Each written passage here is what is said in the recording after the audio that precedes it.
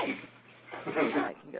Good morning, everyone. Welcome to Pediatric Grand Rounds. This is our final Grand Round for the year, and we want to take the opportunity to thank everyone who's contributed this year, our speakers, many of whom are in the room, and the real brains behind the operation, Ms. Janie Woods and Alex Brendel, for everything they do. All right, thank you. Today's speaker is Dr. Michael Hart. He is the director of the Pediatric GI and Nutritional Unit here at Carilion, as well as Professor of Pediatrics, Virginia Tech Carilion School of Medicine. He did all of his early training out west, and then we got him to Virginia in 1998. He has served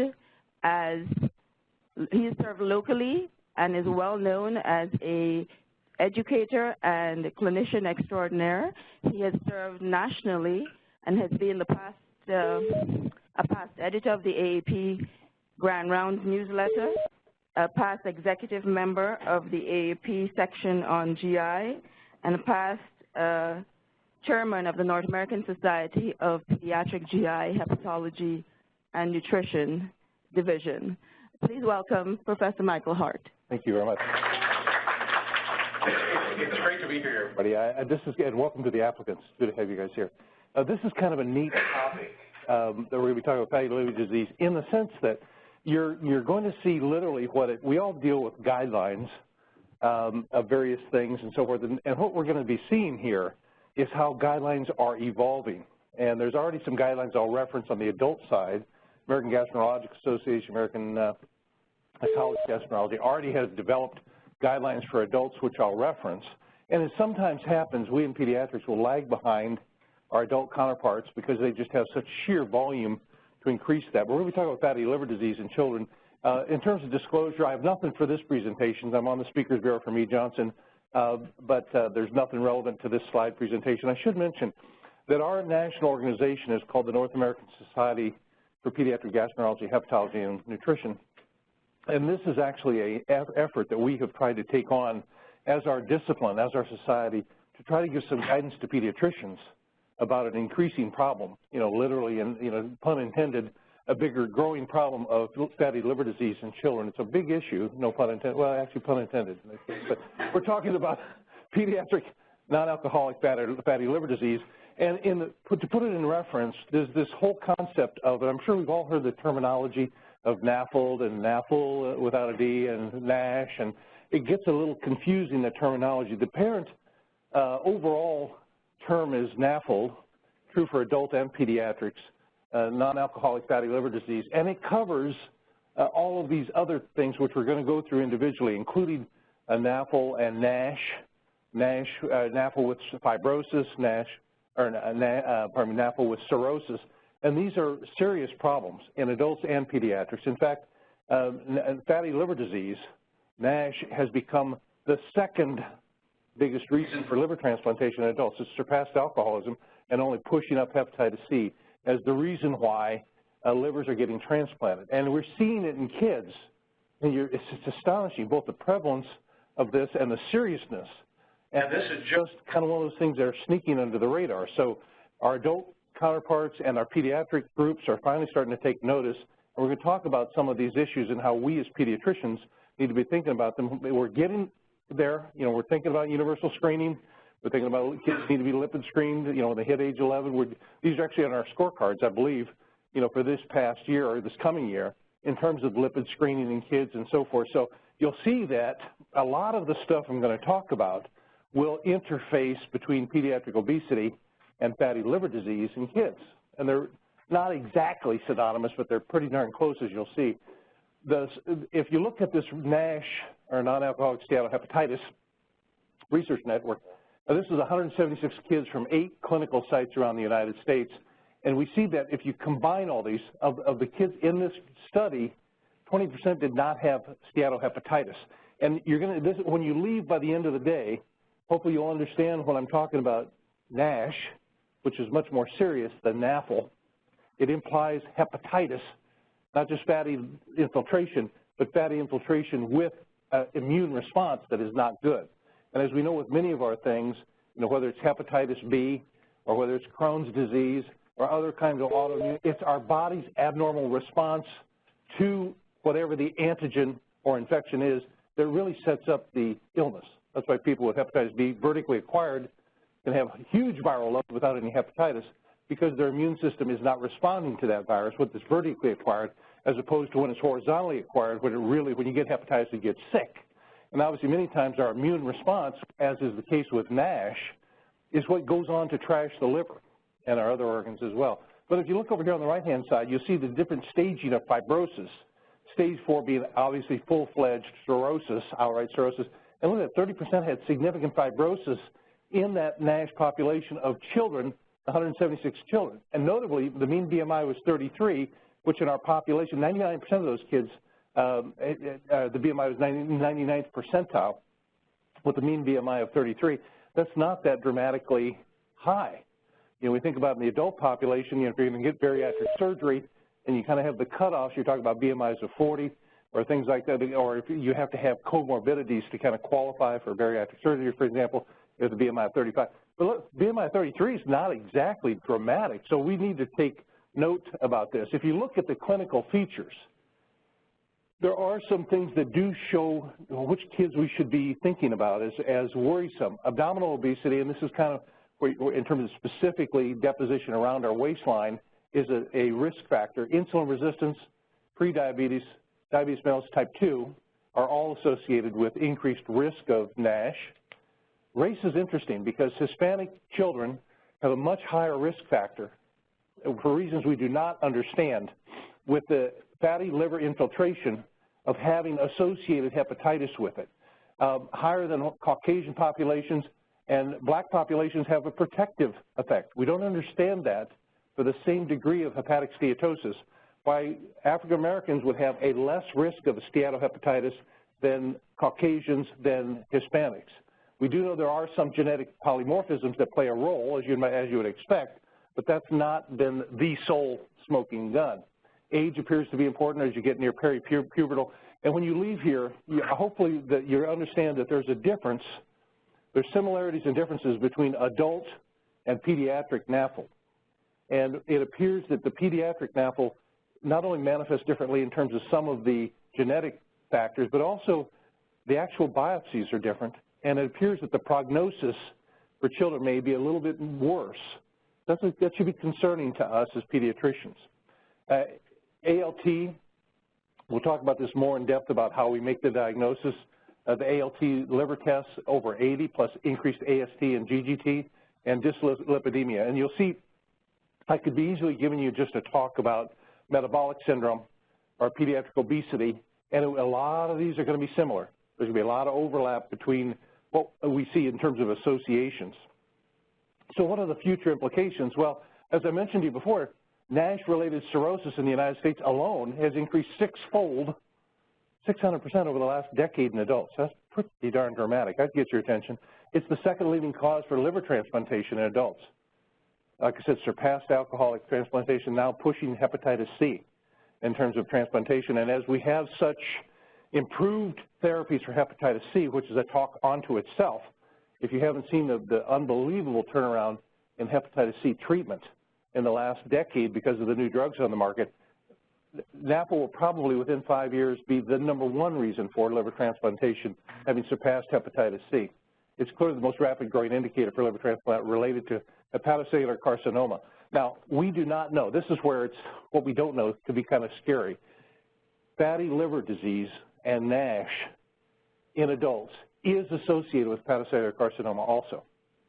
We expect that it will be in kids. We just don't have a natural history to know.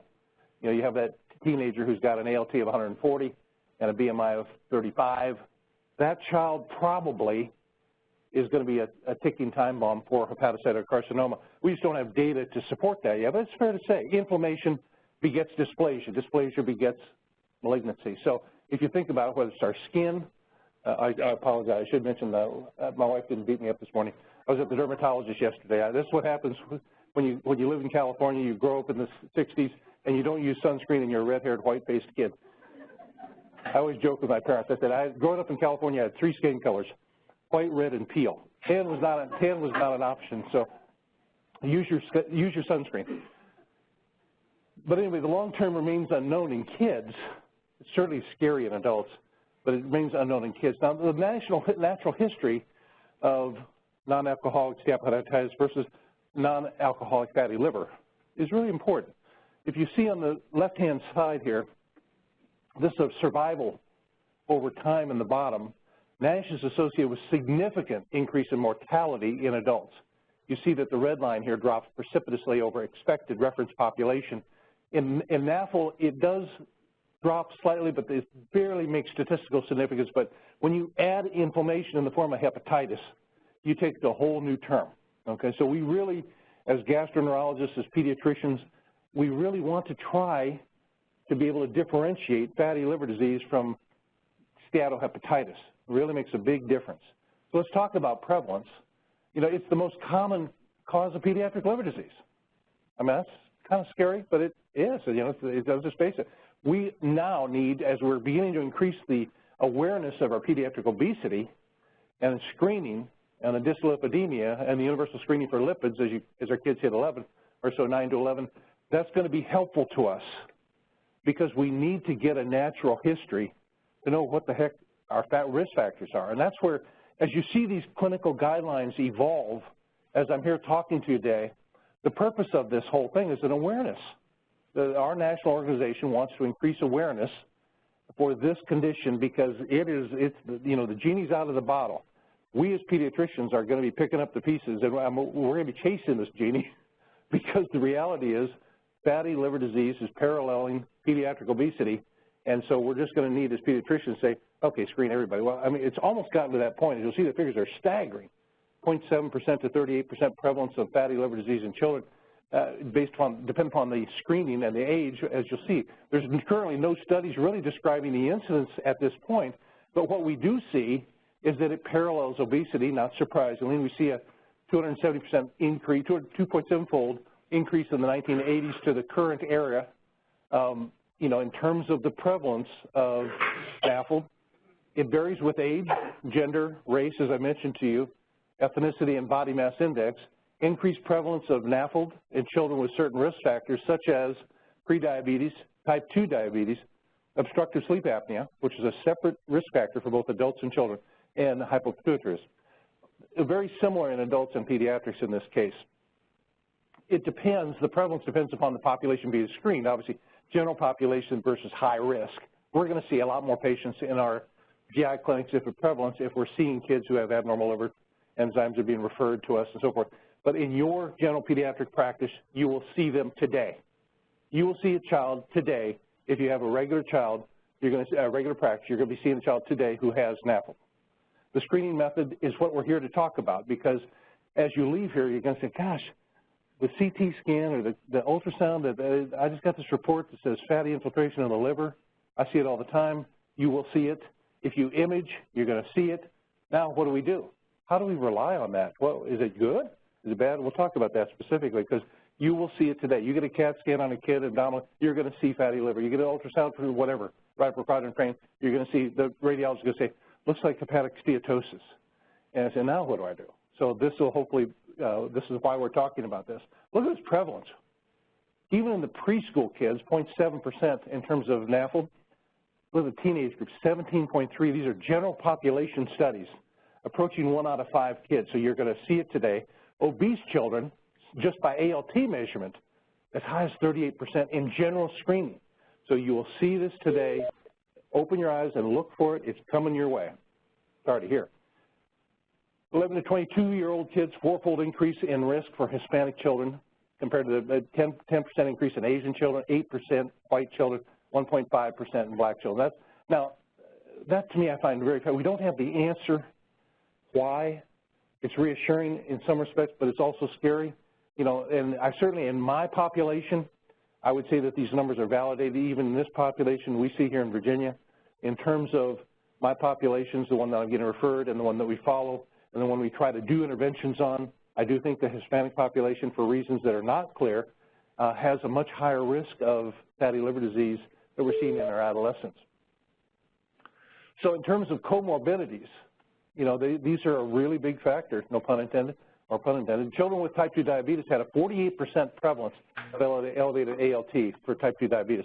That's pretty dramatic. These are almost like passing them on. Of course, if you think about how our children with type 2 diabetes become type 2 diabetics, typically weight is a factor, BMI is a factor, but there are genetic factors we don't understand. And hopefully, when I'm sitting here 10 years from now, I have a guest lecture when I'm retired, but when I'm sitting here 10 years,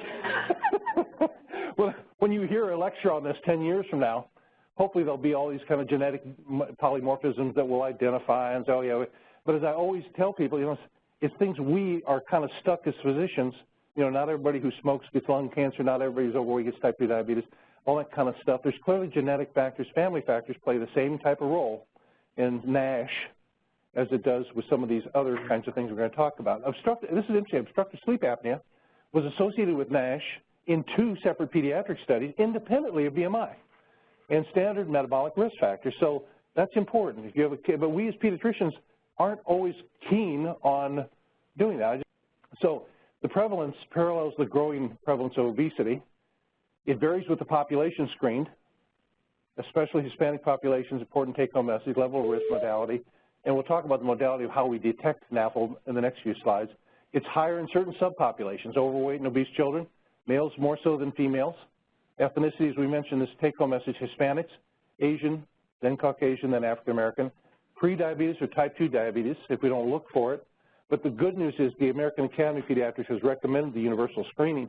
We're working in terms of lipid, in terms of body mass index, and so forth. So I think what's going to happen is, because of those, you're going to see a lot more in your practices. You're going to see these kids pop out. You're going to see more ALT being elevated and so forth, obstructive sleep apnea, and hypothalamic problems. So let's talk about the natural history. A couple case studies, or a couple group multi-center studies. 5 pediatric subjects, initial liver biopsy, mean fibrosis 0.2, which is low. Over the next 3.5 years, the subject of repeat biopsies migrated to a fibrosis stage 2. Fibrosis stage 4 is full-fledged cirrhosis. 2 is not good. It's where you're starting to see some fibrosis. That's warning sign big time. This is true, similar with alcoholism, hepatitis C, and so forth. These are things that, you know, what changes the liver, like autoimmune disease, is not just the inflammation, but the consequences of inflammation, which is scarring. And it's true whether it's sun on your skin or hepatitis B or hepatitis C in your liver or fatty liver disease. So fibrosis is not a good thing. And this is a different study over a 2.5 year, where basically the fibrosis didn't change in 44%, it progressed in 40% and regressed to 17%. So these are kids who actually had biopsy-proven steatohepatitis. So if we look at the natural history, there are several studies in adult populations. The one in pediatrics was called the TONIC trial, where they looked at randomization crossover of metformin, vitamin E, and placebo on the natural history of this. And so they saw over this natural history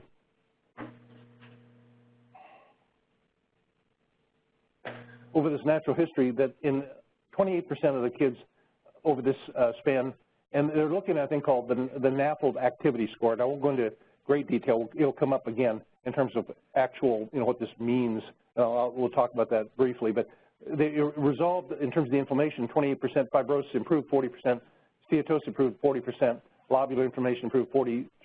So I'll show you the actual numbers. Vitamin E did appear to have slight benefit.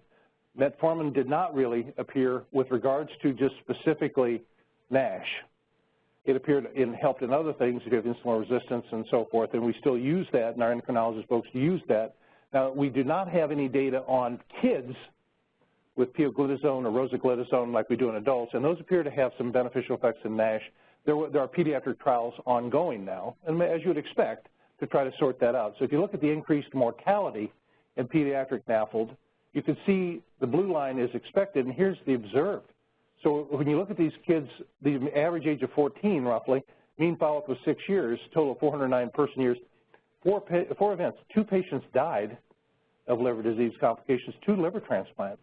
So observed versus expected is a huge difference over the natural history of an otherwise healthy kid. So the message is just to get our awareness that this is not, oh, it's fatty liver disease, you know, it's not like a fatty chin. It's more serious, you know, because it's really not a cosmetic problem only. It's talking about serious organ damage is what the point is. And increasing mortality, if you look at the cases versus the controls, total number of deaths. This is 229 adults with proven NAFLD. You see increased overall, in the adults, increased overall risk. Sort of the odds risk ratios here, pretty dramatic. Look at that, hepatocellular carcinoma, 7-fold increased risk, infectious and cirrhosis. So we're talking about serious comorbidities, serious complications, both adults and pediatrics. It appears in kids, and this is disturbing because we don't understand why, it appears that NAFLD in kids is a higher risk than NAFLD in adults. And it's a different type of inflammation, as I'll show you on biopsies. And we don't understand why. Maybe it's hormonal modulation. Maybe it's, estrogen, a testosterone thing. We know that, like, PCOS, makes modulates our body's response to hormones and things like that for a variety of things.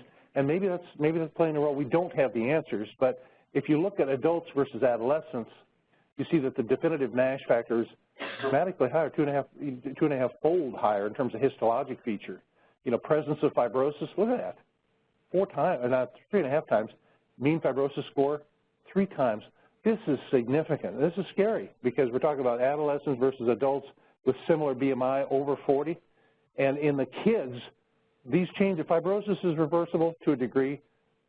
Steatosis, definitely reversible. Cirrhosis ain't reversible. The difference between kind of, scarring is not reversible. So unfortunately, right now where we sit, and the reason why you're here on the talk, the reason why we're having this talk, is that this is a very limited intake. We're just now scratching the surface and understanding what the natural history is in terms of this condition. We try to extrapolate adult data, but unfortunately it's really not all that good. It appears that the early onset of obesity, increased severity, in utero exposure to maternal obesity, insulin resistance, clearly are modulating factors, but we don't have the connection in terms of drawing plots or lines or relationships yet. So a lot more to be learned here, to say the least. So let's talk about screening. This is part of the problem, if you will, because regional laboratories use local populations for norms, technically, but guess how that populations occur? They throw all the values in there. With the prevalence, it can be as high as 38%. If you're throwing a whole bunch of abnormal values into your normal range, you're going to end up having a high, the mean upper limit normal at Children's Hospital, 53. With a range of 30 to normal, quote-unquote, ALT. 95th percentile for ALT in healthy weight, metabolic to normal, liver disease-free, NHANES group of 12 to 17. Look at that. 25 for boys, 22 for girls. So we get, in our range, ALTs of 45 all the time. It's normal, if you look at the normal range. So that should be a little bit concerning to us. The ALT has limitations, as you would expect. There's poor correlation with histology. It's a useful screening tool for adults and pediatrics. And when it's abnormal, it should raise concern. And you think about referral.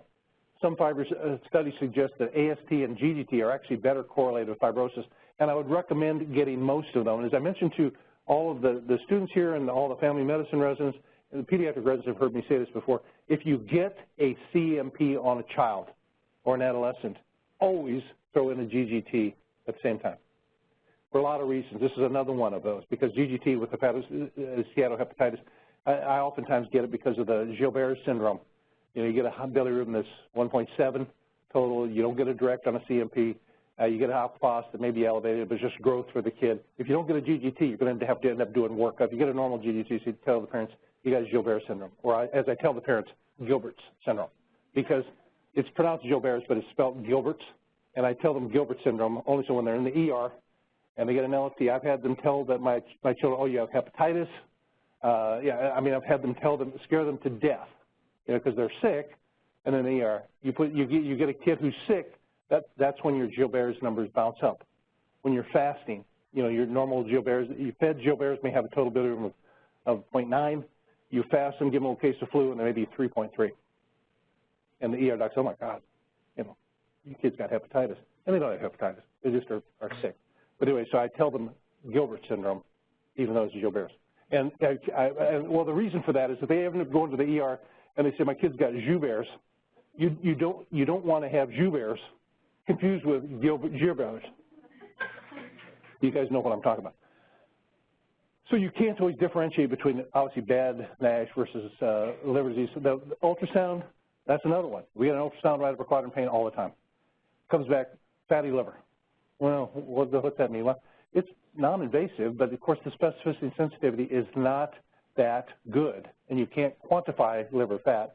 It's not currently recommended as a screening tool, but that having been said, you're going to end up getting a lot of ultrasounds, you're going to have fatty liver. So then, now what do I do? Because you can't differentiate between NASH or NAFL. The newer techniques are kind of cool, but they're not all that useful. Even in adult medicine, the ultrasound, shear wave, radio frequency impulse, MR, elastography, spectroscopy. Elastography is like you differentiating. If your liver was a balloon, elastography differentiates whether that balloon is filled with air, filled with water, filled with sand. It basically is like sonar that can help differentiate what is the kind of scar tissue, fibrosis, that kind of, and it appears to correlate pretty well with fibrosis and even cirrhosis. So it's just not ready for prime time and not widely available, and they cost a fortune. The typical MR about $15,000. Whereas ultrasound is just a fraction of that. So our recommendations for screening, we screen all the kids, 9 to 11 children with BMI over 95th percentile. I would include overweight if they have additional risk factors, which many of them do, especially when there's family history, sleep apnea. There's a family history of NAFL, which appears to be relevant, central adiposity, insulin resistance, prediabetes or diabetes, abnormal screening sugars. Fortunately, we're doing this for the obesity. Out of this will come a lot more of our NAFL kids, but we will sort that out. Earlier screening in younger patients with risk factors, you would expect that. Screening of siblings, which appears to be a relevant factor in pediatrics. If you have kids who have a greater than 85th percentile family history, they should be screened for this. Our best test currently is ALT, but it's not that good. So what do? Well, look at the sex-specific upper limits of normal of 22 for girls, 26 for boys. That by itself, if you start practicing that today, if ALT over 30 raises a red flag, trust me, all of a sudden 30% of your population is going to now have NAFL that you didn't think before. So gosh, my norms from here from Carilion, it's 48, but 50 is my upper limits of cutoff. So you functionally use 30 as your cutoff and be suspicious and follow that, if you will. If it's persistently elevated, more than twice the upper limits normal, then it should be evaluated for NAFL. If it's above 80, kind of red flag, check it again quickly, send them on to us. We need to kind of be treating that ALT of 80 as much more seriously. A clinically available routine ultrasound is not recommended right now, even though they end up being done for other reasons, and then they're showing fatty liver, and then we're left to try to sort that out. Repeat screening, ALT every 2 to 3 years if risk factors remain unchanged, but consider repeating sooner if clinical risk factors occur. So let's talk about diagnosis. Don't forget that there are other causes of fatty liver disease that, we want to consider genetic factors, which are not insignificant, lipodystrophies, metabolic syndrome, and so forth, A-beta lipoproteinemia, uncontrolled diabetes. Medications, don't forget medications. Steroids would be the one most common we use here, but antipsychotics and antidepressants, a lot of our kids are on those too, and they frequently impact not only appetite, and like I said, I mean that sincerely. The psychiatrists, we probably see so many psychiatry patients because they get put on these various psychotropics for necessary reasons, but the weight factor, the appetite effect is just not on the radar screen. So the next thing you know, they're now having massive problems with regards to steatohepatitis. Dietary causes, we don't, for most of our kids, thank God, we don't have to worry about alcohol, but in adult populations, alcohol is by far and away, one of the highest factors, alcoholism in terms of causing symptom alcoholic liver disease, which mimics many times steatohepatitis. TPN, we see this in even our nursery kids where we see TPN cholestasis, and we see the effects of TPN and overnutrition, which is really an issue, of course, hepatitis C. So how do we diagnose this? Well, it's evolving, and I think that the light is bright to really shine some good things. By the time many of the residents are in practice, there'll be new guidelines out there, and you'll be checking cytokeratin 18, or you'll be checking some of these metalloproteinases. Many of them, I sent out a blog this past week about the extravascular biliary atresia. Very exciting, some of the metalloproteinases, the MMP7. I called around, because Dr. Corl said, is there any lab doing this commercially? And unfortunately, not yet, but there will be. By the time our house staff are practicing, you'll be able to include in that repertoire of your jaundiced baby, your MMP7, which appears to be really specific for biliary epithelial response. Very exciting. So we're getting there. The cytokeratin 18 in adults appears to be helpful to point towards some of the NASH markers. So we're getting there. And of course, imaging and liver biopsy, we know, that, as I mentioned to you though before, and I alluded to, kids are not the same as adults. They're not small adults, as we hear about that all the time. The inflammatory response to kids with NAFL is different than the inflammatory response to adults who have NAFL. And it makes a big difference because the liver biopsy, and in fact, they even make the guidelines make a point. Make sure your hepatopathologist knows that this is a child, because they will come up with an incorrect diagnosis if they don't realize that there's a difference between pediatric NAFL and adult NAFL in terms of the response. You look at the kids, zone 1, periportal inflammation without ballooning. See these macrovesicular fat, these ballooned fat up here, and they're pretty much absent in that zone 1. Look at the zone 3 for adults, lots of ballooning of hepatocytes there. Sinusoidal fibrosis in adults, periportal fibrosis in kids. Quite different, and they would actually tell your pathologist different diseases if they saw those two biopsies and you didn't tell them the age. Your pathologist would guess wrong as to what's the underlying cause. Traditional biopsy used to quantify steatosis, and if typically over 5% of hepatocytes is abnormal, there's a research kind of a NAFLD activity score that differentiates fibrosis and ballooning that our pathologists use as a baseline to kind of say where are we going at the next biopsy or whatever. So they'll actually have an NAS score. That is useful in adults, and it's just getting started in children. We don't have good natural history to see what that, we're doing NAS scoring, but it's just not, we don't have, it's just like elastography in children. We just don't have enough data points yet, but I think the awareness factor, this will change in 10 years, big time, current studies ongoing. We know that some of the ultrasound stuff, the MR technologies, their cost and availability of use makes them kind of iffy, and you can't just say, well, it's a screening test, I'm going to throw a $15,000 MR. Yeah, this kid, you know, you can't always justify that, particularly when you don't have good sensitivity and specificity. I suspect we'll probably, hopefully, have better ultrasound, which is a lot cheaper. And it'll probably, what's evolving is we're doing elastography where you basically look at the stiffness of the liver to pulsate it like sonar. That stiffness appears to be pretty good at differentiating fibrosis, cirrhosis. So I think that's 5 years from now, that's probably what you'll be ordering is the stiffness ultrasound on your kids. Liver biopsy, of course, is quite safe. We do them all the time. If they're overweight, I mean, I've never used interventional radiology for a liver biopsy. I use ultrasound guidance frequently all the time to kind of give us the optimal area to kind of do our biopsies to try to make them safer, if you will. But it's not a big risky procedure, usually outpatient, or they'll stay for a couple hours to check their CBC. The optimum timing of when to biopsy is not really helpful, but what we typically do in our population is persistent ALT. If we can't make an impact on their body mass index and their numbers, then it's time to make sure that we're not missing something else. Biopsies can really be helpful to differentiate other liver diseases and the differentiating of that child from hepatitis to hepatitis with fibrosis, hepatitis with fibrosis with cirrhosis, because that changed everything. Once you add cirrhosis, which we feel is I tell parents it's like the difference between a second-degree burn or third-degree burn. You know, first-degree burn, skin sloughs, heals, but a couple weeks later your skin looks fine. Third-degree burn, where you burn through multiple layers, that's going to scar, right? That's the difference between fibrosis and cirrhosis is first-degree to third-degree burn, but it happens to be in the liver. So that makes a big difference. So the benefits and limitations of each approach.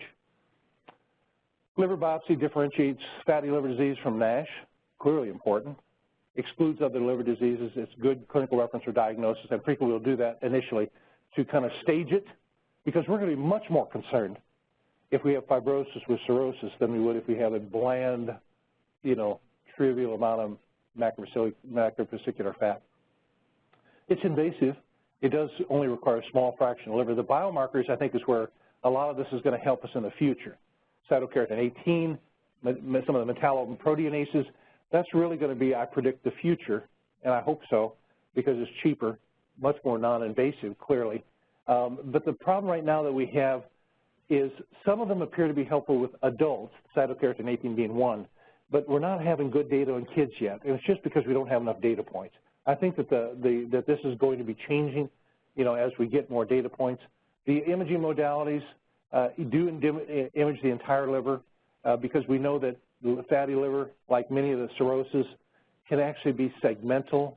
You know, you sample this part of the right lobe, and it may not be what the left lobe looks like exactly. So the imaging can kind of help us because you can image the entire liver and can exclude other conditions, but the ultrasound has pretty low sensitivity and specificity. The CT scan, in addition to costing $14,000 also, the radiation factor for CT scan last time I checked was 300 chest x-rays is one CT scan. You know, and so that's not insignificant, even in the case of, you know, lower imaging, lower, you know, radiation and so forth. We can't blow these numbers off, and we're beginning to, the whole concept of safe imaging is important. Safe not only in terms of ionizing radiation exposure for our kids, but safe in terms of cost. And of course, that, you know, that's an important factor that all of us here should be, you know, cognizant of. So clearly we want to exclude other diseases when we evaluate a patient who has suspected non-alcoholic fatty liver disease. Consider liver biopsy, and especially those kids at risk for NASH, family history, or advanced fibrosis. Ultrasound is not recommended, so don't screen with an ultrasound, but that having been said, everyone in this room has probably seen an ultrasound report for abdominal pain or right upper quadrant pain or whatever, John, that says fatty liver infiltration. So you haven't screened for it, but you're going to get a report, now what the heck do I do? So that's when this is kind of helpful to understand. It should raise a little bit of red flag. What's the ALT? Do I need to send them to GI and so forth? It's not currently recommended to do a CT scan due to, you know, quantification of steatosis, just not practical, not cost effective, and all the radiation involved. So treatment, lastly, you know, the goals of treatment are to regress, obviously decrease steatosis, inflammation, fibrosis, and the resolution of NASH as determined by liver histology. We assess in terms of liver, the change in fibrosis over time is a reasonable treatment outcome over longer periods of time. Currently requires liver biopsy, and we do liver biopsies. You know, many times we get caught in the thing, we have to do liver biopsies, and we see that. You know, we see these kids all the time, as I know you do, the BMI is over 40, and clearly non-alcoholic steatohepatitis, and those kids are ticking time bombs, to say the least. We want to, of course, decrease ALT because that is associated in adults and pediatrics with improvements in fatty liver disease, but how much of a change is meaningful for given, we don't have a good idea. It's still a crapshoot. That's a GI term. It's a crap. No pun was intended, but we really have, you know, don't know how much value to put in there. I can tell you that we'll feel better if his AST was 114 and he's lost from a BMI of 40 to 36, and his ALT is now 46. We'll feel better. We just can't, you know, hang our hat on the fact that he's going to have drop his steatosis from 8% to 6%. Probably, but we just don't have enough data. Ultrasound's not reliable, but that having been said, you're going to get those reports all the time. MR promising, but needs validation, and especially with the elastography and so forth. That will be a big modality of treatment, but the cost is not negligible. We got to be thinking about cost. 14 grand is 14 grand, even if the insurance company pays for it. Decrease in adiposity is our other treatment goal, and improvement in the dyslipidemia, insulin resistance, and blood pressure. This kind of sounds like metabolic syndrome because many of these kids have metabolic syndrome, of course. Lifestyle treatment, dietary supplements, medication, and surgery ultimately are all on the radar for adults and pediatrics. As far as treatment is concerned, we want to improve diet, increase physical activity with all children with NAFL. No-brainer. Notice I increase physical activity. I don't tell them exercise. That's kind of a four-letter word. And I don't actually use diet. I prefer lifestyle modification. Diet's another four-letter word. So the reality is, because diet, I think, is deceptive. As I mentioned, many of you heard me say this, diet to me implies a race. Once you get to that end of the race, oh, God, I can go back to eating the way I did. And that's faulty thinking. It also, for those people who can't achieve the end of the race, they say, I'll piss on it. Ate that donut, I'll eat the rest of the dozen of Krispy Kreme donuts. You know, or it's like the alcoholic who falls off the wagon who has to drink the whole bottle. Oh, I got to drink the whole bottle. So we want to leave them with the idea of lifestyle. Our dietitians work on this. I don't use the word diet. I don't use the word exercise. I prefer activity and lifestyle modification. Because there's no end to the race, is there? There's not an end to the race. It's a lifestyle modification. And I always try to set up reasonable goals. I could tell you tomorrow, I want you to become a marathon runner vegetarian. Well, you tell me that, I said, you got to go to hell. I mean, what the hell are you talking about? I like meat too much and I run? You got to get my back from? So you don't set up unreasonable goals. You set up reasonable goals that try to reaffirm. You see them frequently. You measure these kinds of things. Obviously, the low-hanging fruit is cool. I always go over this with them. My dietitians go over them with us. Sugar-sweetened drinks. You'd be astonished how many kids drink sugar-sweetened drinks. Says, and juice, I think they're healthy, drinking juice, right? It's juice. You know, I said, well, not all that healthy. Academy of Pediatrics recommends, AP and American Dental Association both recommended, useless to give our kids juice less than 5 years of age. Zip, none. No nutritional value. Increase, unless you want to ruin the teeth and give them a sweet tooth for obesity later on. Yes? I mean, I know that. Hang on a second, hang on. Yeah, if you want to. You know, I'm constantly trying to fight with families that receive WIC, how WIC offers juice. Is there any way, I mean, I don't know what we can to stop that, because that proceeds to kind of reinforce, well, this is a smart thing.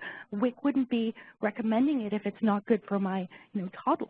Yeah, Dr. Guerin brings up a great point. The WIC program sometimes can be our best friend and our worst enemy. It's important, we have our dietitians talk with them, so that basically my admonition to them, if it tastes sweet, it better be diet. And then I don't want to even open up the whole crap voodoo stuff about, you know, artificial sweeteners and, you know, causing mental illness and autism and all that kind of crap. But the reality is, well, I mean, I don't want to kind of get on my soapbox, but that's real. That's our parents. Like, the kid's got BMI of 40. I'd like to give them, you know, aspartame, but I don't want to give them bladder cancer. Really? You know what I mean? So you don't want to, I have a term that many of you are probably sick of hearing, don't make perfect the enemy of good. Okay? If it tastes sweet, just make sure it's diet. And of course, many of our WIC problems, the other thing with WIC is it's kind of like Medicaid. You know, you write for cultural illness, or you're writing for some milk and magnesium, doctor, that's not covered by Medicaid. Well, can you pay the $6 a month for it? That's another story. Yeah, but I guess WIC doesn't cover diet, Gold Peak tea. So go buy it. But I mean, the reality is avoid sugar-sweetened beverages, healthy, well-balanced diet, moderate to increase exercise. Careful. I use the word exercise, that four-letter word again. Activity. You know, so I go through that kind of stuff. Movements, you know, that kind of stuff. Because the thing you do is just like the gym population, January 1st versus February 1st. You know, we're all going to see this. Oh, my God. I'm there. I'm at the Y. And February 1st is like ghost town. And so if you set up unrealistic expectations, you're setting yourself up for failure. Dr. G? I'm like a plant in the room. I'm sorry. So because I'm learning from you, but see, for me, the reason why I say exercise is because the parents go, my kid's so active, they're so active, and I try and explain to them the difference between activity and exercise. I agree. And maybe there's another term we need to use. Well, I use a term, that's a great point. I use the terminology of increasing your heart rate.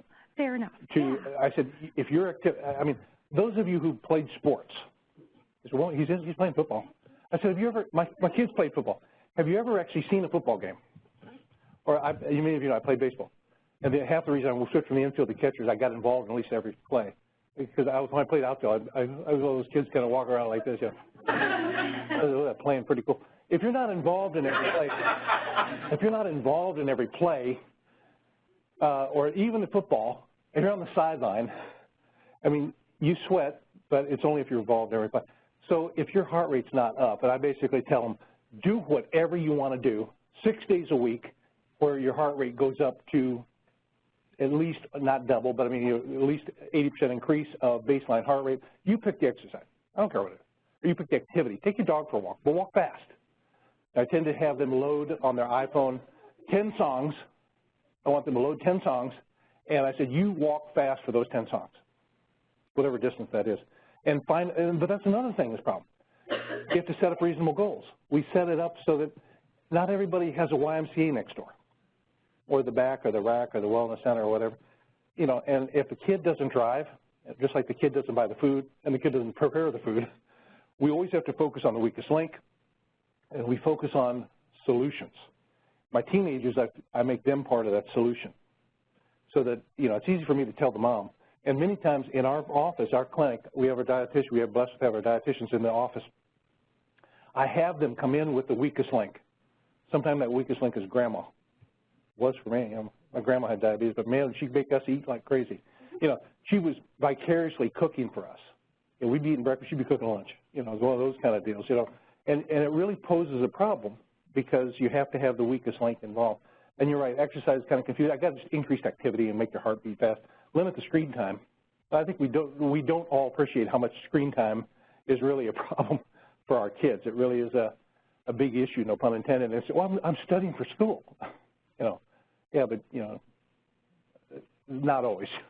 So medications currently, there's not, this is kind of discouraging because there's really not currently available medications and supplements are recommended to treat NAFL in kids. Bariatric surgery appears to have promise in adults and appears to have some promise for kids, and that'll be something you guys will all hear about next year because Dr. Joy Collins, who's here with pediatric surgery, has, when she was up at CHOP, was very actively involved with adolescent bariatric surgery.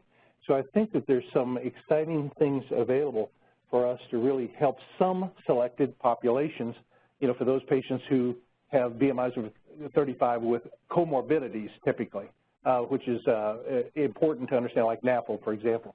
Lastly, what about extrahepatic association? Because in adults, cardiovascular disease, as we know, is the leading cause of mortality in patients with NAFL. Not surprising, frequently co-associated, as you would expect. NAFL is associated with other cardiovascular disease independent of BMI and other metabolic syndrome components. So, it's not just their BMI, but it really is, the NAFL is really a part of the problem. It comes as a package deal. The metabolic syndrome always comes as a package deal with hypertension, with dyslipidemia, with typically hypercholesterolemia, with typically hypertriglyceridemia. So we're treating more than one thing, but it's helping cardiovascular and NAFL. Dyslipidemia is common. A lot of insulin resistance, elevated triglycerides.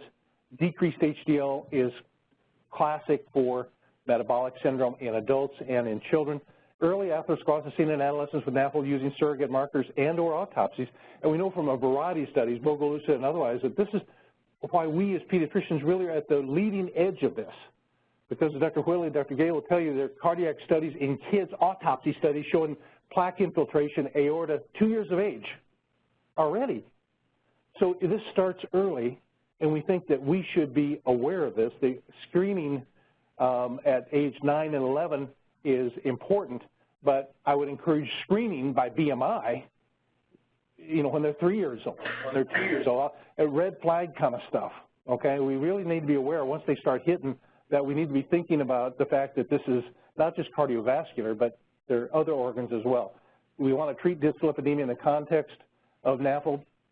In terms of the hepatic impact, for kids, we don't have data. For adults, it appears we can impact their fatty liver disease if we can impact their dyslipidemia, which is pretty exciting. So other factors that you would expect, the statins in adults appear to be some beneficial. We have no data in kids yet, but it appears to be Lovasa or other products. I have no stock in Lovasa, but other sorts of fish oil products appear to be clearly beneficial, both in the cardiac literature and in the endocrine literature in terms of helping with triglyceride issue.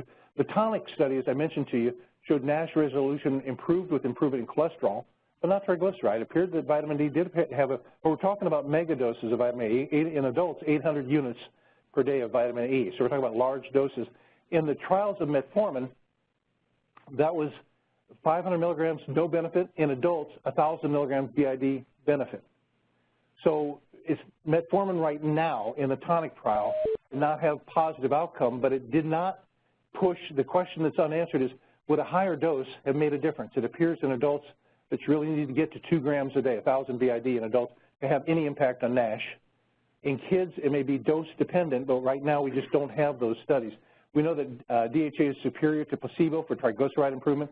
The study showing specifically coursepinanoic acid, but it would work for DHA or EPA, either one, the fish oils, and low fructose diet appears to help with regards to some of the LDL. So as per the published guidelines, look at that, 2 to 8 years of age. So leave out of here knowing it's not just adolescents, it's your general population annual checkup. You'll be thinking about this even in your toddlers. If risk factors exist, family history of dyslipidemia exists, we're now all into universal screening. You're going to be seeing a lot of kids with hypertension. There's an increased risk of hypertension with NAFL and obesity and versus obesity alone. So this is kind of a metabolic syndrome, kind of warning sign, treatment recommendations as per the guidelines with overweight children. So we want to make sure to screen for dyslipidemia diagnosis and periodically, and should have their blood pressure monitored, sort of the metabolic syndrome. Obviously diabetes, screen annually or sooner if there's a clinical concern with fasting glucose, which we get a lot of, and you get abnormal, they just ate. Well, you should need to say, wait a second, maybe that glucose 140, I should recheck that. I know they ate lunch, but we need to not blow it off, so to speak. Hemoglobin A1Cs or oral glucose tolerance test if it's suspicion. Sometimes fasting insulin can be useful also to look at insulin resistance. Obstructive sleep apnea affects 50% of children with NAFL. Independent of BMI and metabolic syndrome, obstructive sleep apnea is associated with NASH and fibrosis. And we think the mechanism is hypoxia. It appears that hypoxia plays a gas on the fire phenomena to non-alcoholic steatohepatitis. So it's clear that we need to take this seriously. The kid's not just snoring a little bit in that cute, Billy's snoring, whatever. But we just don't take that seriously enough, if you will, in terms of evaluating it and sending them for evaluation to the sleep lab and so forth, because the desaturation appears to aggravate that neckler inflammation in steatohepatitis with increased transaminase levels. So the unanswered questions, natural history, we don't know, but boy, we sure need to, in this room, those of us in this room, need to have a high index of suspicion to be thinking about this and looking for this. Risk factors in childhood that predict progression to cirrhosis. Once again, some adult data there, but even the adult data is kind of weak. But we're all very interested. Non-invasive diagnostics is going to be our answer. Clearly, we just don't have enough information yet, and longitudinal studies of biomarkers and imaging. So the unanswered questions for research would be obviously the role of dietary interventions. Can you make an impact with specific things? We know fish oil helps in some cases, and elimination of fructose, because a lot of it's going to be similar to what we would do with weight management issues. Type and duration of exercise, that appears to be beneficial in terms of steatosis, independent of weight loss, which is kind of encouraging. So you can offer some hope that at least exercise activity can be a beneficial effect independently of weight loss. Weight loss just is synergistic, but independent of weight loss. Validation of some of these promising therapeutics, and the role of weight loss surgery is probably going to be a much bigger role in 5 years from now, because we're really on the cutting edge of weight loss surgery in pediatrics now. Like I said, Dr. Collins being here, I suspect we'll have a bariatrics, I've got a massively successful bariatric surgery program on the adult side here, hugely, no pun intended, hugely successful. And we're probably going to be doing that in kids as well, very aggressively. And the cost effectiveness, obviously prevention strategies, cost effectiveness, part of why we're here, screening. So with that, there's my granddaughter, Jocelyn. We're raising her, she's 7. So anyway, I thought I'd open up for questions. We've got a couple minutes. Questions? Questions in the room? Well, let me, Dr. Whitley or Dr. Gage, do you guys have any comments about the cardiovascular disease early onset in toddlers? Did I get that accurately? Oh, yeah. Okay. Confirmed. Confirmed, okay. I saw 2 questions pop up on the screen. You might have already answered them. All right. Let's see. When you're screening for vitamin D deficiency, says I screen all children with a BMI at 80% or higher. Okay. Sorry, it's still, that's weird. It's hard to read. You can probably read it better on that screen up there. This screen gets a little fuzzy. When are you screening for vitamin D deficiency? Screen all children, BMI 85th percentile. And given recommendations to screen children under 2 obese, would you also initiate testing this population? Yeah, basically the question, I screen for vitamin D. This is a little bit controversial. Dr. Guerin and the rest of my colleagues in IBD they're recommended to screen for vitamin D at time of diagnosis, just like bone density is at time, because we recognize a high prevalence of that. In kids, I check every single one. If I'm drawing their blood, I typically check vitamin D in Virginia, not just the obese kids. I do lipid profile, when you get 2 or older, because we actually see in the cardiovascular literature has led the course that I have a very low threshold to check for lipid profile with the family history. We always ask, as Dr. Whitley and his staff would too, early onset, hypertension, cardiovascular disease, myocardial infarct, all these factors. It's kind of like in GI. If you had a relative who had colon cancer less than 40, it's like, oh, red flag. If you have a kid, if you have a cardiovascular event, heart attack under age 50, is it under age 50 or under 40? I can't remember. 55 for men. 55 for men. So that kind of raises a red flag, and we should be checking for screening for lipids. And I do check for vitamin D. If you look at the prevalence in the general population, And the AAP guidelines and recommendations for vitamin D deficiency, it depends where you live in the country, in the world for that matter, your latitude. You go up to Michigan right now and I drew blood on all the people in Michigan, I'd find over 80% would be vitamin D levels less than 30. You go to Tampa, Florida, you can only have about 10% have vitamin D levels less than 30. Here in Virginia, just random screening at the Walmart, you'd probably find close to 50% of kids in that pre-adolescent, adolescent would be vitamin D levels less than 30. With IBD, we know that if your vitamin D levels are less than 30, you have a 300% risk increase of IBD flare-ups compared to somebody who's got IBD over. Yeah. That's a great. There you go. For us with Improved Care Now, we're just getting, like you referenced, Mike, new recommendations to be, and we're going to talk about in a group if we want to adopt that, to screen vitamin D twice yearly.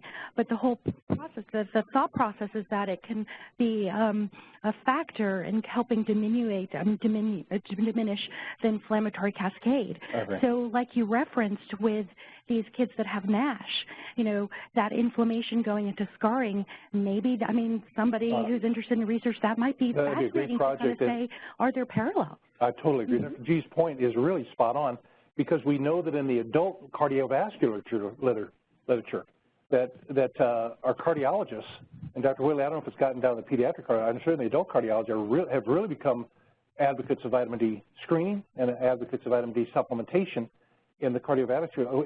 Is that true in pediatric cardiology age group? Okay. Dr. Wiley says not in the pediatric. In the adult, clearly is an inflammatory modulator of the immune inflammatory cascade. Please, Dr. Reynolds had a question.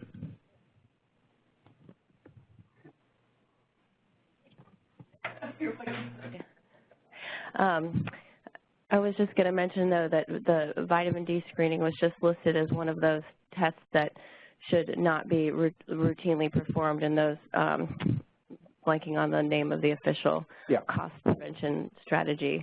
Yeah, I saw that. Yeah, I saw the endocrinology recommendations, and it differs. It's in contrast to the Improved Care Now and the IBD recommendations. And the fact of the matter is, I saw those recommendations, and it kind of got. To me, they're going to have to come to resolution, because I appreciate cost effectiveness, but I think that certainly in our population, you would not want to and not recheck it. It's important. I do intervene, I do treat, and I do try to recheck that. Typically, I send myself a reminder in 4 months to recheck that level to make sure it's normal. It's seasonal too, as you'd imagine. You know, get out in the sun and so forth. But the problem is the sun is not our friend, and the dermatologists have told all of our children, don't go out in the sun, use sunscreen, and it's great for skin cancer, and it's terrible for vitamin D deficiency. So it's become literally a generational problem that we didn't have as kids. Of course, we got skin cancer. That's the other trade-off, bad fact. But I mean, it is kind of an issue at hand. We're past time. It's 8:32, but I'll stick around if anybody has any questions. But thank you guys very much, and Merry Christmas, Happy New Year to you. If you're still on the line, sorry we ran out of time to unmute the phones, but you can email me at outreach@carillionclinic.org, and I can get your questions to Dr. Hart. With that, we're going to disconnect the phone lines now. Join us again at our next presentation. Thank you all very much.